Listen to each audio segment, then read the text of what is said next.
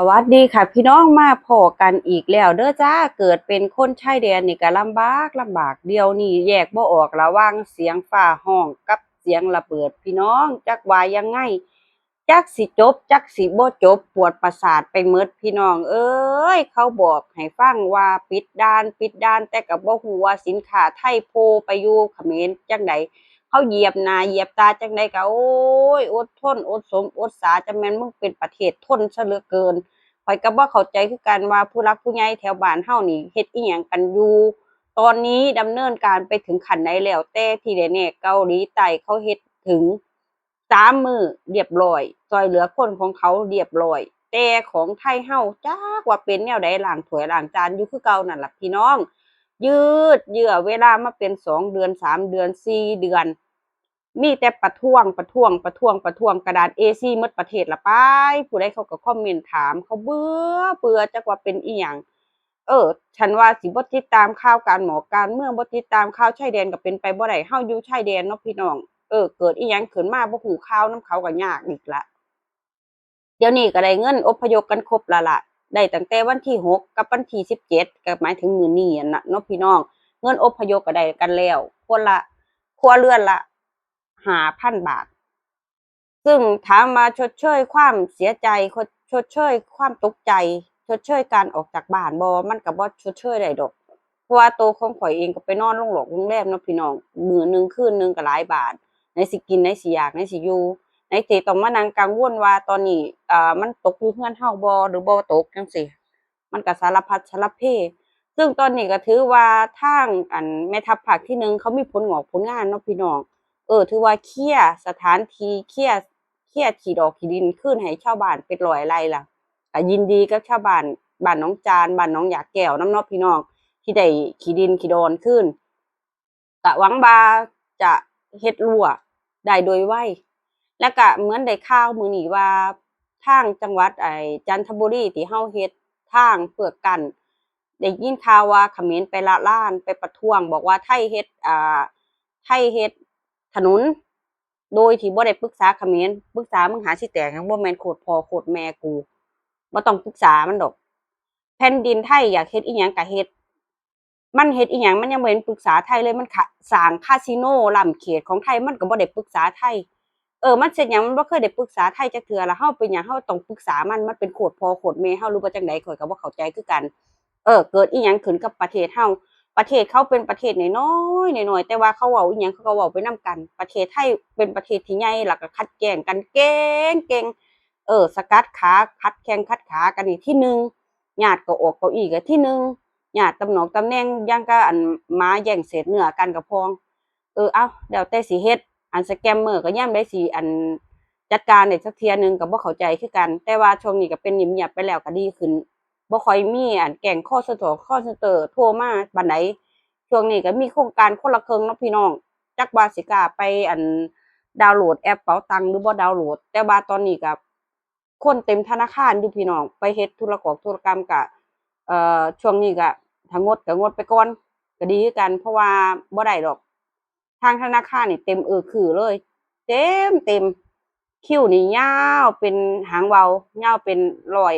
เขาบอกว่าเขารับ150คิวต่อ1 มื้อเพราะว่าพนักงานแทบบ่ได้พักพี่น้องก็ยังว่าล่ะเงินฟรีที่มาจากภาษีเฮาผู้ใดก็อยากได้ข้อยเองก็ยังอยากได้อยู่เพราะว่าข้อยเสียภาษีทุกปีข้อยก็อยากมีสิทธิ์มีเสียงในการอยากใช้เงินที่เป็นของเจ้าของเพราะว่าตลอดเวลาตลอดโครงการหลายปีบ่เคยได้ใช้เงินของเจ้าของจักเทื่อมีแต่เสียภาษีให้กับทางรัฐทุกปีว่าสิเป็นภาษีค่ากินค่าอยู่ค่าอาศัยหรือแม้กระทั่งภาษีประจำปีผู้มีรายได้ก็ไปเสียนำเขาเหมือนกันนอนอยู่เรือนซื่อๆแต่เงินมันเกินมันก็ต้องได้ไปอันนี้เสียภาษีอย่างว่าล่ะเพราะว่าเราเป็นประชาชนคนไทยอันใดสามารถรับผิดชอบชีวิตเจ้าของก็ตามนั้นแต่อันใดที่เขาให้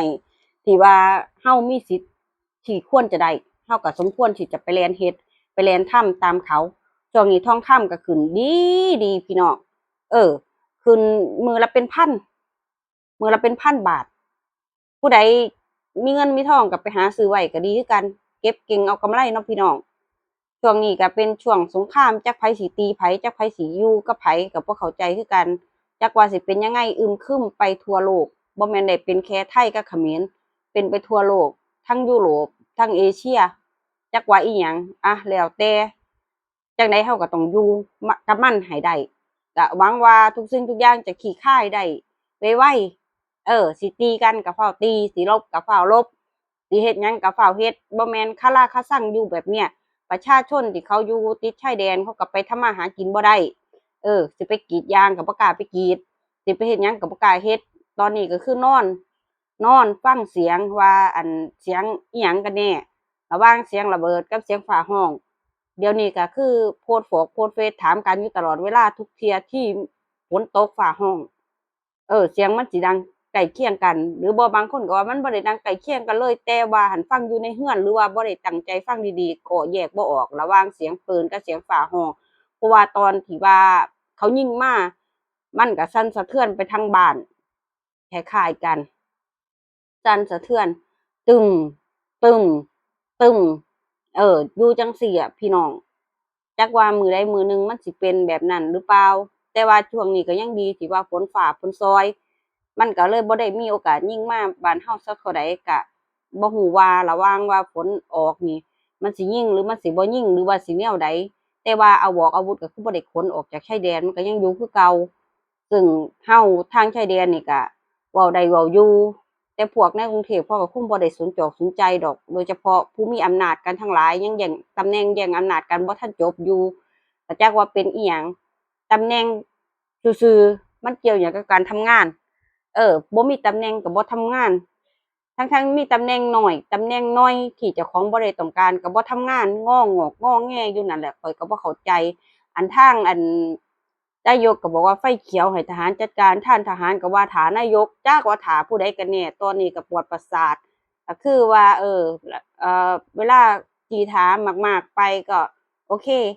รอนานาชาติก็นานาชาติเกี่ยวอิหยังกับเราก็บ่เข้าใจคือกัน บางทีนานาชาติอาจจะมองเราเป็นเด็กน้อยเล่นทรายอยู่ก็ได้เพราะว่าบ่ได้เข้มแข็งบ่ได้สนใจอิหยังเกี่ยวกับปัญหาของบ้านเมืองของเจ้าของเลยจักหน่อยหนึ่งแล่นพุ่นแล่นพี่ไปรำหม้องนั้นไปรำหม้องนี้ไปเลาหม้องนั้นไปประท้วงหม้องนี้ประท้วง40ปีเบิ่งเกาหลีใต้เขาสามมื้อจัดการเรียบร้อยเบ็ดเสร็จเบิ่งเอาความเด็ดขาดของแต่ละบ้านมันแตกต่างกันเว้าได้ก็เว้าอยู่เพราะว่านายกเรานี่มีตำแหน่งแค่4 เดือน รอเลือกตั้งใหม่จักสิมีตำแหน่งแบบมั่นคงถาวรอิหยังก็บ่ฮู้ดอกแต่งบประมาณนี่ใช้ได้ใช้ถึงใช้อย่างไวบ่ได้บอกว่าเจ้าของบ่มีตำแหน่งบ่ได้บอกเจ้าของเฮ็ดงานน้อยเลยจักหน่อย